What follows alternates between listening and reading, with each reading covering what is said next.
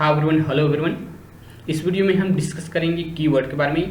Keyword क्या होता है और उसका हम आइडेंटिफायर्स के रूप में क्यों यूज़ नहीं कर सकते, वेरिएबल के रूप में क्यों यूज़ नहीं कर सकते, फंक्शन के नाम के रूप में क्यों यूज़ नहीं कर सकते, उसके बारे में इस वीडियो में अपन डिस्कस करेंगे।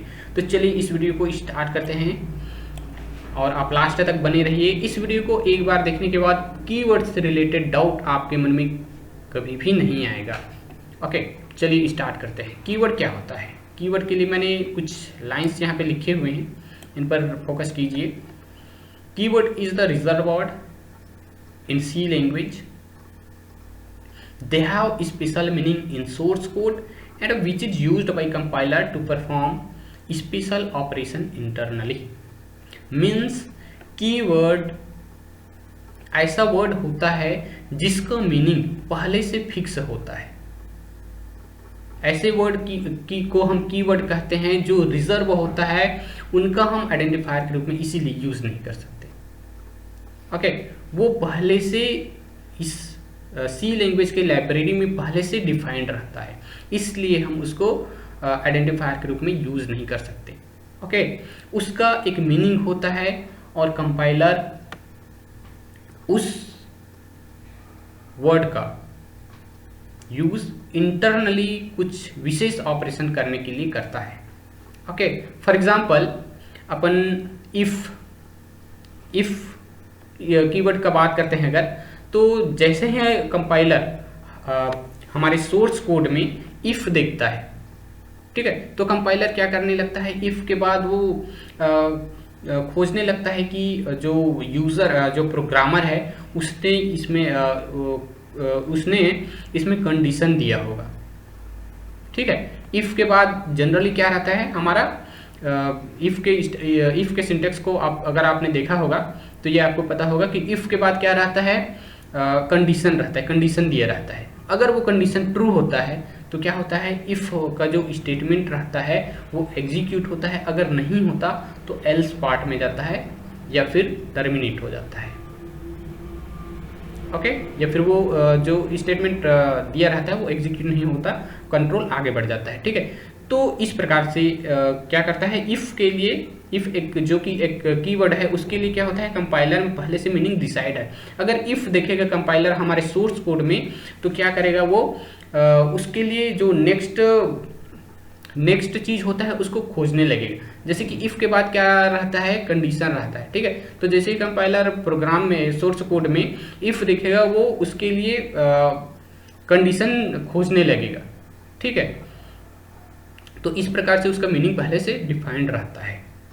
और अगर उसको कंडीशन नहीं मिलता है फिर वो बोलता है कि यहाँ पे एरर है।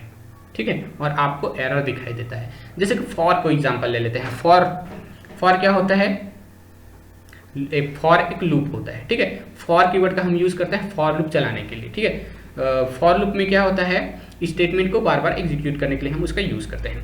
तो जैसे ही अगर फॉर का हम यूज करते हैं, ठीक है, फॉरवर्ड जैसे ही देखता है हमारा कंपाइलर सोर्स कोड में, तो क्या करता है कंपाइलर उसके लिए नेक्स्ट क्या करता है, वो चेक करने लगता है कि जो प्रोग्रामर है उसने वैल्यू इनिशियलाइज किया होगा, कोई कंडीशन दिया होगा।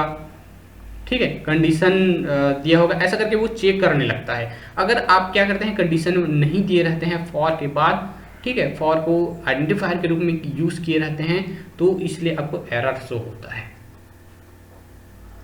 ओके, जैसे कि इसी प्रकार से व्हाइल का भी आप एग्जाम्पल ले सकते हैं।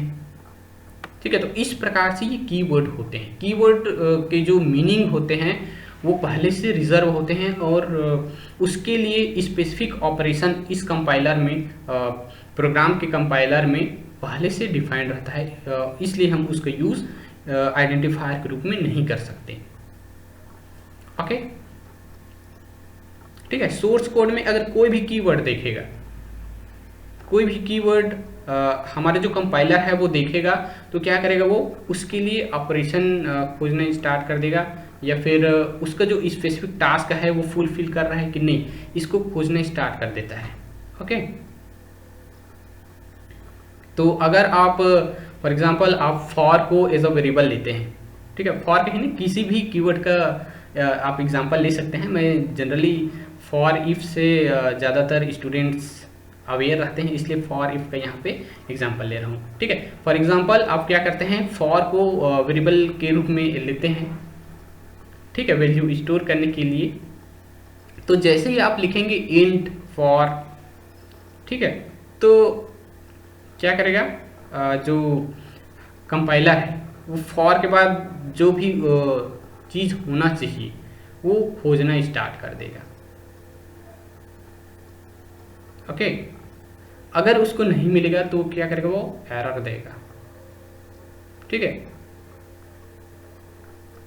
आपको वो डायरेक्ट ये शो करेगा या फिर आपको वो डायरेक्ट शो करेगा कि फॉर का आप यूज़ नहीं कर सकते, फॉर कीवर्ड है।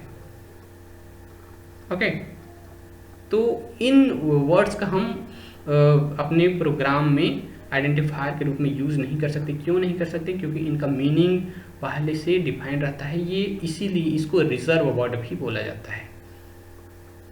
ओके एवरीवन, इंटरनली कंपाइलर में इनका ऑपरेशन पहले से डिफाइंड रहता है, ठीक है। फॉर एग्जांपल फॉर का यूज़ किया जाता है फॉर लूप के लिए, जिसका हम यूज़ करते हैं वैल्यू स्टेटमेंट्स को बार बार रिपीट करने के लिए, ठीक है। इफ़ का यूज़ करते हैं हम कंडीशन को चेक करने के लिए। तो इस प्रकार से रहता है, अगर कंडीशन ट्रू होता है तो, ठीक है, आप समझ गए होंगे। तो इस प्रकार से ये कीवर्ड्स यूज़ होते हैं, ओके, जिनका हम आइडेंटिफायर्स के रूप में यूज़ नहीं कर सकते अपने सोर्स कोड में, ठीक है। अब चलिए अपन देखते हैं कीवर्ड के कितने टाइप्स होते हैं। तो सी लैंग्वेज में 32 टाइप के कीवर्ड्स हैं, जिनको मैंने यहाँ पे मेंशन किया हुआ है। आप देख सकते हैं auto, double, int, struct, break, else, long, switch, case, enum, register, typedef, char, extern, return, union, const, float, short, unsigned, continue, for, signed, void, default, goto, sizeof, volatile, do, if, static, while. ये 32 type के keywords सी language में होते हैं, और इनके बारे में आपको नॉलेज होना चाहिए। अगर आप बिगिनर हैं तो भी, और अगर आप एडवांस प्रोग्रामर हैं तो भी होना चाहिए, ओके। इसके कुछ रूल्स होते हैं, उस पर अपन फोकस करते हैं। फॉर एग्जांपल रूल्स, इसके 2 रूल्स मैंने यहाँ पे लिखे हुए हैं। Keyword can not be used as user defined identifiers like variable, function name etcetera. Means हम कीवर्ड का यूज यूजर डिफाइंड आइडेंटिफायर्स के रूप में नहीं कर सकते, जैसे कि वेरिएबल के लिए नहीं कर सकते, फंक्शंस के लिए नहीं कर सकते, ठीक है। वेरिएबल डिक्लेयर करने के लिए हम वेरिएबल के रूप में किसी भी कीवर्ड का यूज़ नहीं कर सकते, और फंक्शन नेम के रूप में किसी भी कीवर्ड का यूज़ नहीं कर सकते। इसी प्रकार से और जो आइडेंटिफायर यूज़र डिक्लेयर करता है उनके जगह में हम कीवर्ड्स का यूज़ कभी भी नहीं कर सकते। इस चीज़ का हमें याद रखना है, ठीक है। दूसरा है कि सभी keyword must be in lower case.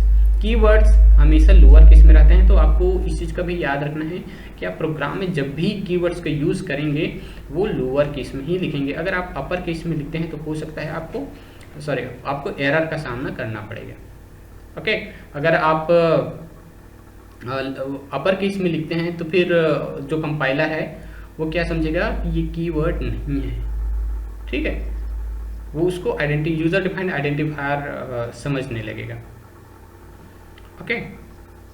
क्योंकि कीवर्ड्स का क्या रहता है, पहले से मीनिंग डिफाइंड रहता है, और जैसे ही वो उस कीवर्ड को जैसे ही कंपाइलर को वो कीवर्ड मिलते हैं वो आगे का ऑपरेशन उसमें स्टार्ट करते हैं, ठीक है। तो आगे का अगर जो चीज़ उसमें होना चाहिए वो नहीं दिया गया होता है तो एरर शो करता है फिर, ओके। या फिर डायरेक्ट आपको ये बताएगा कि ये यहाँ पे कीवर्ड है, आप आइडेंटिफायर के रूप में यूज़ नहीं कर सकते, ओके एवरीवन। तो इस वीडियो में इतना